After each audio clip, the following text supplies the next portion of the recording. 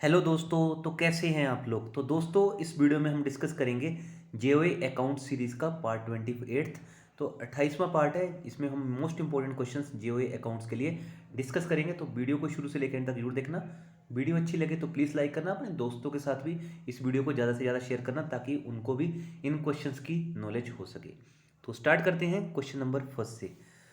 जितने भी मेरे वीडियोस रहते हैं बाइलिंगुअल फॉर्म में रहते हैं। स्क्रीन पे लिखी लैंग्वेज इंग्लिश है और मेरी जो एक्सप्लेनेशन रहती है वो दोनों हिंदी और इंग्लिश भाषा में रहती है। Question number first is which of the following is not true in respect of common seal. तो बेसिकली आपको पता है कि बहुत सी कंपनीज में कॉमन सील यूज़ होती है जिसमें सभी बोर्ड ऑफ डायरेक्टर्स साइन करते हैं। तो आपको बताना है कि कॉमन सील के बारे में कौन सी चीज़ सही नहीं है। तो इसका बिल्कुल सही आंसर होगा। आप चाहें तो वीडियो को साथ में पॉज करके इन क्वेश्चंस को अपने अकॉर्डिंग भी टिक कर सकते हैं और इन जितने भी आपके मार्क्स बने, जितने मैंने क्वेश्चंस इंक्लूड किए हैं, तो आप कमेंट करके जरूर बताना कि आपके कितने मार्क्स बने हैं। बिल्कुल सही आंसर है इसका ऑप्शन बी। तो fact that it is a common seal and name of the company should be engraved it in legible character in English only. तो ऐसा नहीं है कि ये जरूरी इंग्लिश भाषा में हो, ये भी डिपेंड करता है कि हिंदी में भी हो सकती है। ऐसा कंपलसरी नहीं है कि ये इंग्लिश में ही हो। तो यही आंसर इसका गलत है, बाकी सारे ऑप्शन सही हैं।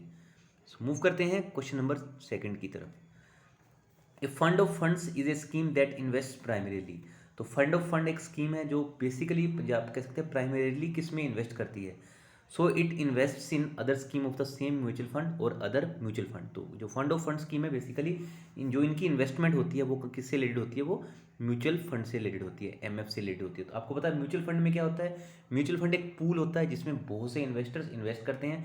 सपोज करो एबीसी कोई म्यूचुअल फंड है, ठीक है। तो इसमें क्या होगा, इन्वेस्टर 1 2 3 बहुत सारे इन्वेस्टर इसमें फंड इसमें अपना पैसा डालेंगे।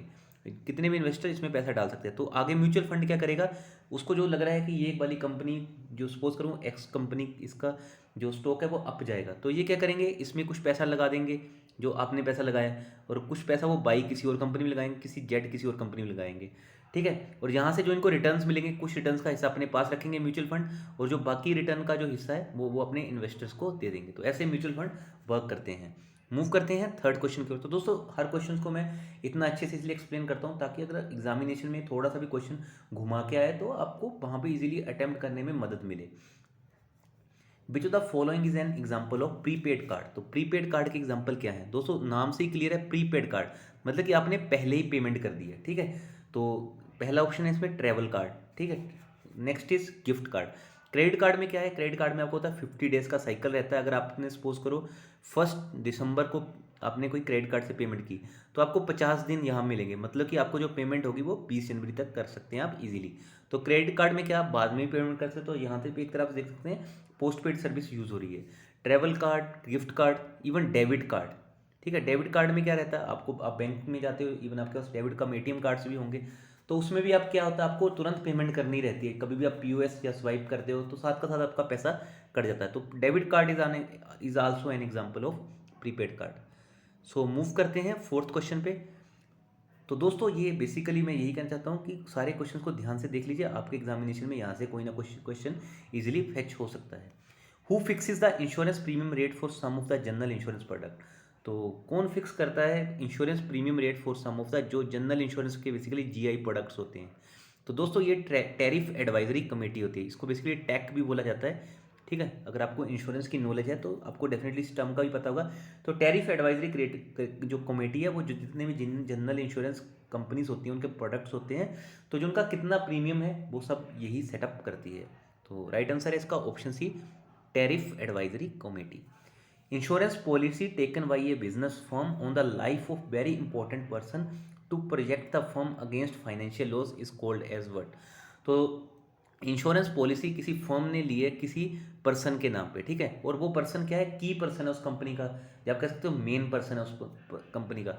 अगर सपोज करो उस पर्सन को, जब उस जो की पर्सन है उस पर्सन को, जब आप कह सकते हो मेन जो पर्सन है उसको कुछ हो जाए तो जो भी फाइनेंशियल जितना भी लॉस होगा वो सारा वो इंश्योरेंस कंपनी बियर कर लेगी। तो बेसिकली इस पॉलिसी को क्या कहा जाता है, की मैन पॉलिसी। की मैन पॉलिसी मतलब जो की पर्सन है उस कंपनी के, कुछ भी हो सकते हैं, वो डायरेक्टर भी हो सकते हैं, प्रोपराइटर भी, सॉरी प्रोपराइटर नहीं, पार्टनर्स भी हो सकते हैं, ठीक है। कोई भी जो की पर्सन रहेगा उसमें से कोई भी एक डायरेक्टर, या फिर आप कह सकते हो कोई भी एक पार्टनर हो सकता है, या फिर मैं कहूँ कोई नॉर्मल बिजनेस फॉर्म है जिसमें एक ही पर्सन है तो प्रोप्राइटर है, तो प्रोप्राइटर क्या है, वहाँ पे की मैन बन गया, ठीक है। तो उसको जो पॉलिसी दी जाएगी वो की मैन पॉलिसी दी जाएगी। तो दोस्तों नेक्स्ट क्वेश्चन में मूव करने से पहले यही कहना चाहता हूँ, अगर चैनल को सब्सक्राइब नहीं किया तो साथ में सब्सक्राइब कर लें। इसके अलावा आप चाहें तो बेल आइकन को भी प्रेस कर सकते हैं। इसके अलावा आप चाहें तो इंस्टाग्राम और टेलीग्राम दोनों जगह ज्वाइन हो सकते हैं। इंस्टाग्राम और टेलीग्राम पे भी मैं जो वीडियो अपडेट्स रहते हैं मैं डालता रहता हूँ। इसके अलावा अगर आपको अपलोडेड वीडियोज़ के PDF चाहिए तो वीडियो के नीचे आप ज्वाइन नाउ बटन पर क्लिक कर सकते हैं। Sixth question is to address customer grievances in respect of insurance contract on personal life there is an institution called as what। तो जो भी grievances होते हैं कस्टमर के इंश्योरेंस से रिलेटेड वो कौन देखता है, वो देखते हैं इंश्योरेंस ओम्बुड्समैन। और जो बैंकिंग से रिलेटेड कंप्लेंट्स होती हैं, जो बैंकिंग कंप्लेंट्स जो बैंक लेवल पे या फिर आप कह सकते हो जो बैंक की हायर अथॉरिटीज रिजोल्व नहीं कर जा पाती हैं, तो वो कहाँ जाती है, वो जाती हैं बैंकिंग ओम्बुड्समैन के पास। और जो बैंकिंग ओम्बुड्समैन अपना डिसीजन देता है उसको क्या बोला जाता है, उसको बोला जाता है अवार्ड, AWARD। ये टर्म याद रखना, बहुत बार पूछी जाती है, तो मैं एक बार यहाँ पे लिख के बता देता हूँ। जो भी बैंकिंग ओम्बुड्समैन का डिसीजन होता है उसको क्या बोला जाता है, उसको बोला जाता है अवार्ड। तो 7th क्वेश्चन में मूव करते हैं। तो दोस्तों नायक कमेटी से के ऊपर एक न्यूमेरिकल है, सिंपल है। Sales of an MSME unit for the previous year was ₹500 lakh. तो किसी MSME यूनिट की सेल लास्ट ईयर थी, वो थी 500 लाख। अभी क्या हुआ, अभी प्रोजेक्शन हुई, हो सकता है उसका काम बड़ा होगा, तो प्रोजेक्शन हुई 700 लाख की for the next year. As per Nayak committee the level of minimum bank working capital limits to be sanction would be. तो इसको मिनिमम बैंकिंग जो बैंक वर्किंग कैपिटल है, वर्किंग कैपिटल क्या होती है बेसिकली, या तो ओवरड्राफ्ट फैसिलिटी या फिर कैश क्रेडिट फैसिलिटी, ठीक है। OD और CC, OD और CC में क्या डिफरेंस रहता है, अगर ये वाले ऐसे क्वेश्चंस भी आपको चाहिए तो कमेंट करके बताना, मैं एक ऐसे जो भी टॉपिक्स रहते हैं उनके ऊपर एक सेपरेट वीडियो भी बना दूंगा। तो कितना minimum the level of minimum bank working capital कितना रिक्वायरमेंट होगा एज पर नाइक कमेटी, तो ये रहता है बेसिकली जो प्रोजेक्शन होती है उसका 20%। अब 700 का 20% कितना होगा, 140 lakh. Option D is the right answer. Move करते हैं नेक्स्ट क्वेश्चन पे। If there is default of payment by the buyers in case of factoring and the factor is able to recover the amount from the seller. Factor यहाँ पे recover कहाँ से करता है, from the seller, it is called as. तो इसको क्या कहा जाता है बेसिकली, इसको कहा जाता है बेसिकली रिकोर्स फैक्टरिंग। अगर आपको फैक्टरिंग फॉरफिटिंग ये वाले कॉन्सेप्ट क्लियर नहीं है तो भी एक बार बताना, हम आने वाले वीडियोस में बहुत सारे कॉन्सेप्ट कवर करते रहेंगे और भी वीडियोस हम लाते रहेंगे। मूव करते हैं नेक्स्ट क्वेश्चन की ओर, क्योंकि JOA अकाउंट से रिलेटेड HPSCC ने और भी वैकेंसीज निकाली हुई हैं और आने वाले फ्यूचर में भी एक्सपेक्टेशन है कि और भी वैकेंसीज ऐसे ही आती रहेंगी।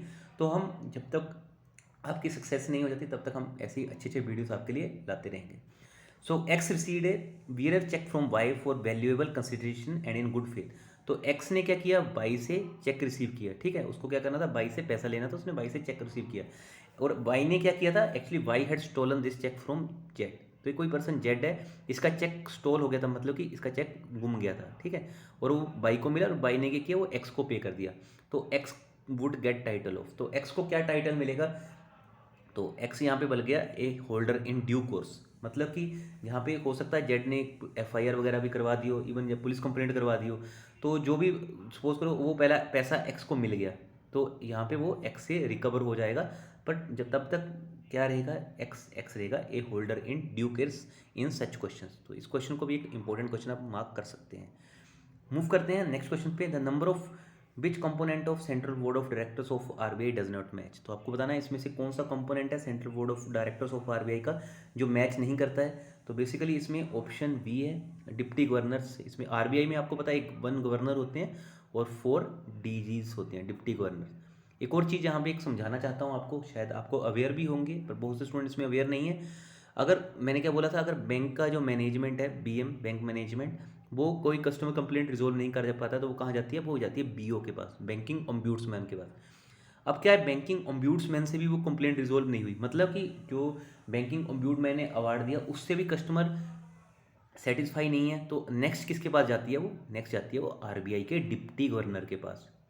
बहुत से स्टूडेंट्स को इस चीज़ का नहीं पता होगा, उनको ये लगता है कि बैंकिंग ओम्बुड्समैन सोल्व करता है। बट अगर आप बैंकिंग ओम्बुड्समैन के भी जो उन्होंने डिसीजन दिया है, इसको बेसिकली अवार्ड बोला जाता है, उससे भी आप संतुष्ट नहीं हो तो फाइनल वो RBI के डिप्टी गवर्नर रिजोल्व करते हैं। तो यहाँ पे ऑप्शन क्या था, यहाँ पे था डिप्टी गवर्नर की संख्या 4 होती है। मूव करते हैं 11th क्वेश्चन की ओर। Search for corporate guarantee given in relation to any other corporate body can be made at. तो बेसिकली अगर आप कोई कॉर्पोरेट गारंटी जो दूसरी कॉर्पोरेट बॉडी के लिए दी जाती है तो आपको बताना है तो इसको क्या कहा जाता है, तो ये इसकी सर्च कहाँ पे, सर्च को क्या बोला जाता है, आप कह सकते हैं register of guarantees maintained by A company at the registered office. So option A is the right answer for this question. तो सर्च कहाँ पे होगी, register of guarantees maintained by A company at the registered office, जो RO के पास basically ये सारी चीज़ें search होंगी। मूव करते हैं नेक्स्ट क्वेश्चन पे। In the balance sheet of a bank the off balance sheet items are shown as. तो ऑफ बैलेंस शीट आइटम्स को ओबीएस भी बोला जाता है। हो सकता है कि examiner off balance sheet items ना लिखे, तो ऑफ बैलेंस शीट आइटम्स में क्या होता है, ना तो एसेट होता है ना ही लाइबिलिटीज़ होती है। मतलब कि इसको जो एसेट और लाइबिलिटीज़ होती हैं जो वो ओबीएस का पार्ट है, और इसको बेसिकली क्या किया जाता है, इसको बैलेंस शीट में इंक्लूड नहीं किया जाता है। ठीक है, नाम से ही समझ गए होंगे ऑफ बैलेंस शीट आइटम। जो भी एसेट या लाइबिलिटीज जिनको इंक्लूड नहीं करना है बैलेंस शीट में, they are known as off balance sheet items. So इसका ऑप्शन होगा off balance sheet items not to the balance sheet. मतलब कि जो आपको फालतू की चीज़ें हैं वो सारी ऑफ बैलेंस शीट में इंक्लूड होती हैं, और ये note, it is not the part of balance sheet. यहीं से क्वेश्चन से आपको क्या करना चाहिए, यहाँ से ऑप्शन निकाल लेना चाहिए, क्या होना चाहिए, ऑफ से ही समझाना ओबीएस का क्या मतलब हुआ, जो हम बेसिकली बैलेंस शीट में इंक्लूड नहीं करेंगे, जो that is not related to the balance sheet. तो कुछ भी हो सकता है ओबीएस में, कुछ भी एसेट, कुछ भी लाइबिलिटी हो सकती है, बट वो हम बैलेंस शीट में इंक्लूड नहीं करेंगे। तो option D is the right answer for this question. तो चलिए दोस्तों, इस वीडियो में इतना ही था। आई होप आपको वीडियो अच्छी लगी होगी, तो प्लीज़ लाइक करना, अपने दोस्तों के साथ शेयर करना। चैनल पर पहली बार आए होंगे तो चैनल को सब्सक्राइब कर लेना।